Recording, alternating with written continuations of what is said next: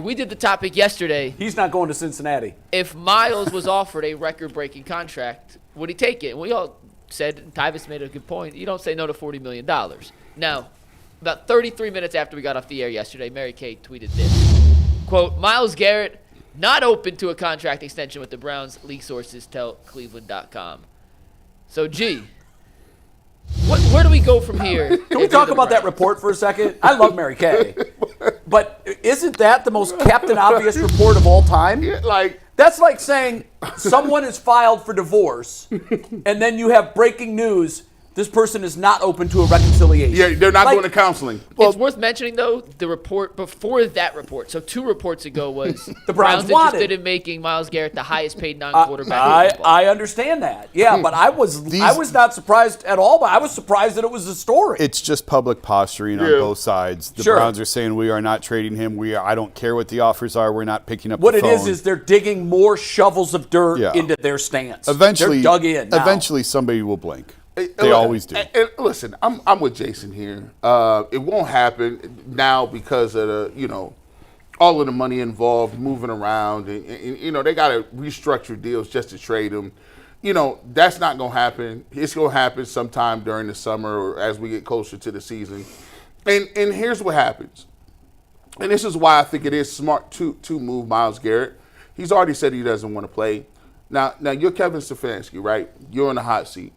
You potentially are going to have a retread quarterback that you've gotten from somewhere else. Either that or a rookie. Or both at the same time. So you got to worry about that. You're calling plays again. You guys keep coming out and talking about Deshaun Watson is already practicing again. So he's going to be on the sideline. Do you want to go into a season where the storyline is Deshaun Watson is getting closer to playing, Myles Garrett still ain't showing up, trade rumors, and you got a rookie quarterback on your bench that may be playing or may not be playing, and you're trying to win football games and you and the GM is on the hot seat? Bro, that's way too much, man.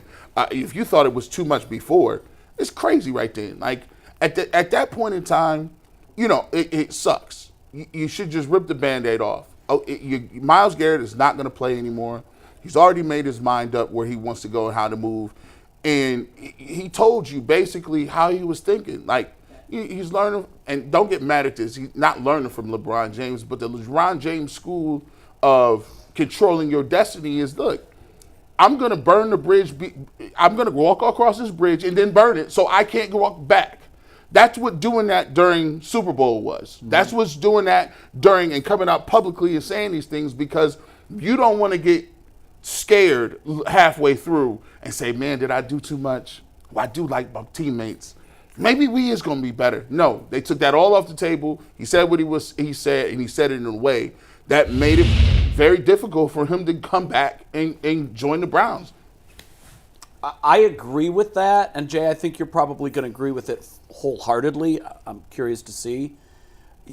I still am concerned that he's got no leverage. Exactly. He has no leverage, and the more I look at the situation, they've got 4 years of control of him. Yep, I was just going to say that. And if you're Myles Garrett, you're thinking of 2 things. And you can think of both of these things at once because one helps the other. You're thinking of short-term legacy, Super Bowl champion, long-term legacy, gold jacket, and perhaps in the conversation, best to ever do it. There are some metrics that already put him in that space. So it's not unreasonable to think that if he continues at this trajectory and puts 6 more years of hay in the barn, that there will be those that write upon his last game in the NFL, this guy is the best to ever do that. And there's value to that. There's real value to that because you're an industry. When you retire, there are certain players that can turn their name and legacy into an industry. And not that he'll need the money, but he will be an industry, the Myles Garrett industry. I think that matters to him. And the Browns can say to him, let's just say they draft Carter. They were 3-14 with this dude last year. What if he decides, I'm going to sit out? The Browns say, okay, we've got a guy that we think is a okay replacement. He's not going to be Myles Garrett. But what? We go 2-15 next year? Like, there's not a whole lot of room for them to go down. Now, if they were 11-6 last year and they were trying to stay in that playoff conversation, you can't afford to lose a guy like Myles Garrett. But we've talked on and on. Why keep him? You're 20 games under 500 for his career with him, so what difference does it make? You haven't won anything with him, so trade him. But there's also a school where the Browns can just say, okay, stay at home. When you're ready to play, we're here, but you're not playing for anyone else. Do you think this is, I don't think this is, how do I say this? I don't think that this is as bad as it can get. Not yet, because I don't think it's gotten real personal yet between the two of them, Barry and Garrett. And so my thing is, Myles Garrett then kept it surface level. What if it does get personal? That's right. Now it's like, okay, if you got a player that's sitting here calling the GM and the coach out every single day. Well, look what happened in Miami. And I bring that up because it's a players' league. And Jimmy Butler wanted out. That was it. It was done. But Pat Riley was digging in saying, no, that's not the way we do things in Miami. I'm the godfather of this town, and you're going to stay here, and you're going to like it. And guess what they learned? We got no hammer here. We can keep doing little things, but at the end of the day, the player's going to get his way because that's who runs the NBA. The NFL is not that way. However, I think that this isn't a coincidence. When you come out with all these player NFLPA stuff and you talk about coach grades and all of this stuff, those come out. Myles Garrett has already said what he has said. And then you start getting personal, start talking about regular details. Like, yeah, this is the reason I don't want to play for Kevin Stefanski, A, B, C, and D. This is the reason I said I didn't like the plan. Here's what really got me fired up. When Andrew Berry did A, B, C, and D. Now, when you start naming names. That's burning the bridge so you can't walk back. That hasn't happened yet. That hasn't happened yet. So there are levels, like I love the Matrix, right? Machines go tell the Oracle. At what level? There are certain levels that we are able to contend with. We're willing to do certain things. We ain't been there yet. But Jason, do you really want to put Kevin Stefanski under that gun? This is not a Kevin Stefanski and Andrew Berry decision. This is a Jimmy Haslam decision. Yep. Jimmy Haslam's the one that decides whether Myles Garrett stays or goes. Mm-hmm. Andrew is just carrying out the orders of the emperor upstairs. Mm-hmm. So every time Andrew says we're not interested in trading, he might as well be saying Jimmy Haslam is not interested. I talked to Jimmy. He hasn't changed his mind yet. and Jimmy, from what I don't know him well, I'm not going to pretend to know him well. I've had probably 2 conversations with him, and that's it. They keep themselves very distant from the media. But from what I've been told, he can be very stubborn and really dig in. And Jay, you're right. They basically control Myles for the next 4 years. He has 2 years under contract. They can tag him twice. That's all they have to do is tell him, you have no leverage here. He can say whatever he wants. He can try and embarrass whoever he wants in the organization. It doesn't matter. He's under contract for 4. You think you can embarrass the Browns any more than the Browns have embarrassed themselves the last 25 years? Yeah, they're good. Good luck. They don't need help. Good luck. Jay, let me ask you this, because you know the inner workings of the whole Rich Paul. Like, did they make a miscalculation because they're used to playing on the basketball playing field and strong-arming their way? No. Because I do feel like there's been a miscalculation made here. No, I don't think that there has. But this is definitely, I think Rich for sure is behind this, because Rich is really smart, really savvy, and really calculated. And I'm sure that listen, this is not the first Browns player to come up with the trade demand, and none of them have been traded yet. Well, Baker was, but that's because Deshaun came. But Baker Mayfield said, I want to be traded. And they said, nope, you're under contract. You're going to be here. David Njoku said, I want to be traded. He said, nope, you're under contract. And Kevin, to his credit, is the one who went out and fixed that relationship with Njoku. And now. So you think he will get out then? You think that this will work for him? How did Baker get out?